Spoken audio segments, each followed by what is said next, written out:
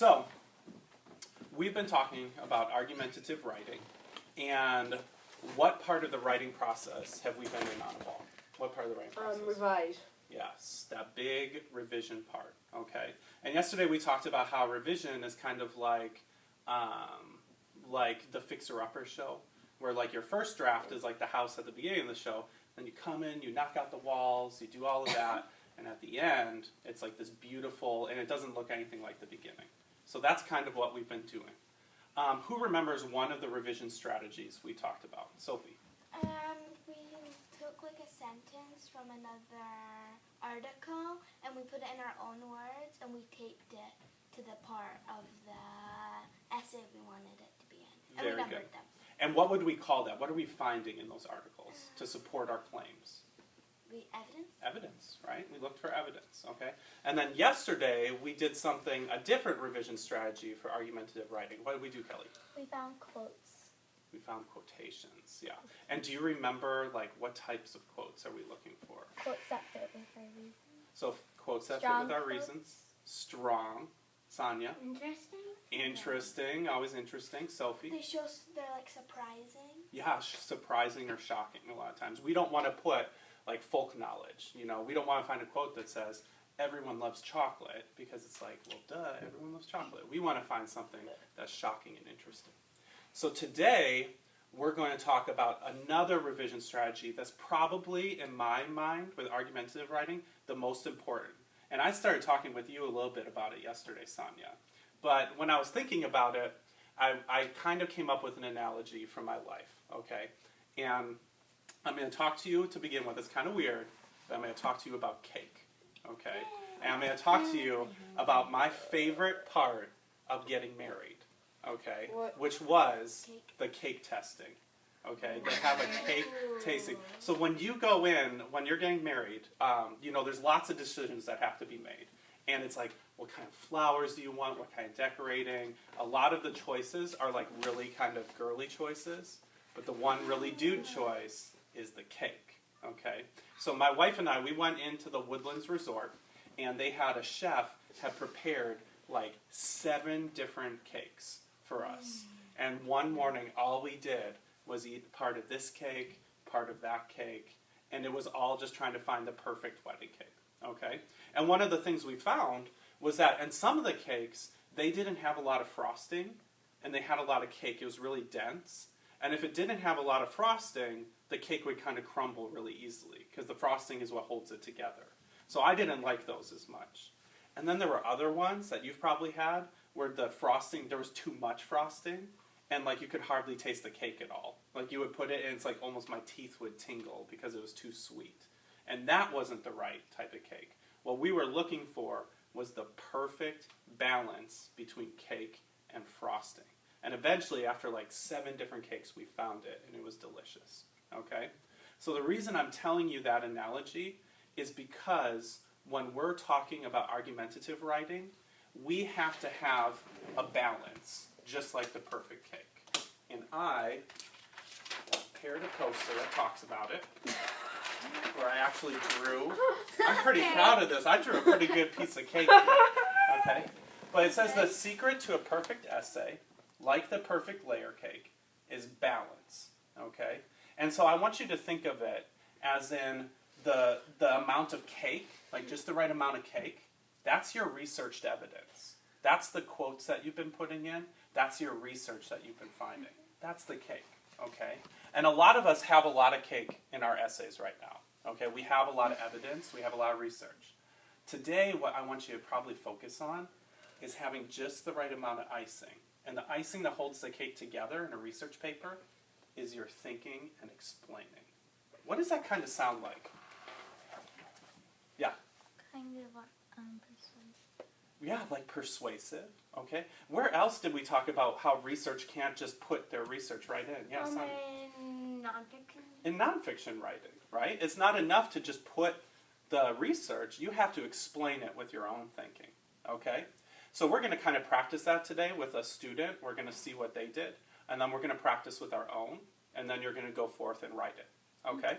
So here are some questions that help you analyze evidence. These are questions that writers ask themselves about their evidence to help them write about evidence, okay? The first one is, why did I include this evidence? Duh. Okay, that's the first thing you can do. You can write a sentence about why you included it, why this evidence is important. How does this evidence relate back to my claim? Okay, this supports my reason because, and you talk back and you kind of say how it supports your claim. What makes this particular quote or statistic so important? This quote is important because, and then you explain it to your reader. And finally, how is this evidence changing my thinking? Okay, so that's where you can use those good thought prompts, like, at first I thought this, but now I'm realizing this. Okay, and it's the way to take your evidence and really explain it for your reader. Because it might make sense in your mind, but you really have to explain it to have a good argument. It's just like debate. You have to make sure you're explaining it for them so they understand. Okay? So I have an example of some writing. This was, remember the student that we looked at, Jack, who was the one who just wrote all the folk-like evidence? He didn't have any good evidence. So now he's actually gone back and he's started to put in actual evidence, but he kind of forgot to have the icing, the thinking. Okay? So we're going to read his first draft, and then we're going to read his second draft and kind of see what he did as a writer. So his first draft said, "There's one more reason why chocolate milk should be served in schools. The famous nutritionist showed that chocolate milk has a lot less sugar and carbohydrates than soda and power drinks like Gatorade." Okay? All right. So he put in his evidence. That's good. That's not full evidence. But he doesn't have any of his thinking right now. So he went back and he asked himself some of these questions. And this is what he came up with. There's one more reason why chocolate milk should be served in schools. The famous nutritionist showed that chocolate milk has a lot less sugar and carbohydrates than soda and power drinks like Gatorade. So if kids get in the habit of drinking milk in school, then they'll probably skip the sodas outside of school. The famous nutritionist didn't actually say this as a fact. This is my interpretation. But it was the facts her kids pointed out about how soda has more sugar that made me think of it. Okay? So you can see the moves that Jack is starting to make. And I can actually pinpoint the questions that he was asking when he was writing this. So this is what I imagine he asked himself, okay? So the first one is, what makes this particular quote or statistic so important? I think he asked himself that. And then he wrote, well, it makes chocolate milk seem healthier than soda. That's why it makes it important, right? If you can prove chocolate milk's healthier than soda, that's a pretty good thing. And then, maybe he asked, how is this evidence changing my thinking? And then he started writing, well, how it's changing my thinking is, if kids drink chocolate milk in school, they're going to drink a lot less soda outside of school, right? That's how his thinking has been changed. That's a pretty good reason, pretty convincing to me, for chocolate milk. So that's kind of what he's doing, is he's asking himself these questions, and then he's writing in response to them. Okay? There's one other strategy that we have used time and time again to push our thinking. So open up that chart. It's in the back. We taped it into the back part of our writer's notebook. And remember all of those ways to push our thinking that we started? Mm-hmm. We have, what's the first one, Sonia? In other ways. In other words, I mean. In other words. Sophie, what's another one? That is. Mm-hmm. That is. What's another thing, Kelly? This. The important thing about this is. Yeah, so all of those good ones that we've practiced saying as we're speaking, we've practiced in our writing, you can also use those. I could have evidence, okay, I could say schools are cutting back on high school football because of the number of concussions that students are getting.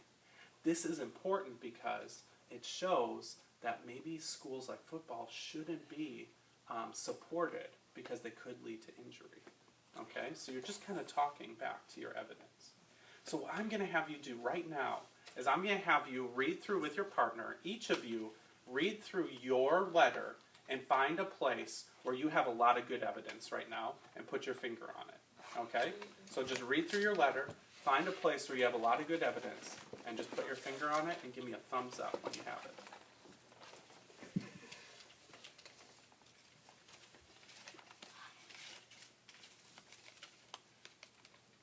have some quotations. Maybe you have some evidence you put in your own words. Just give me a thumbs up when you found a spot. Good.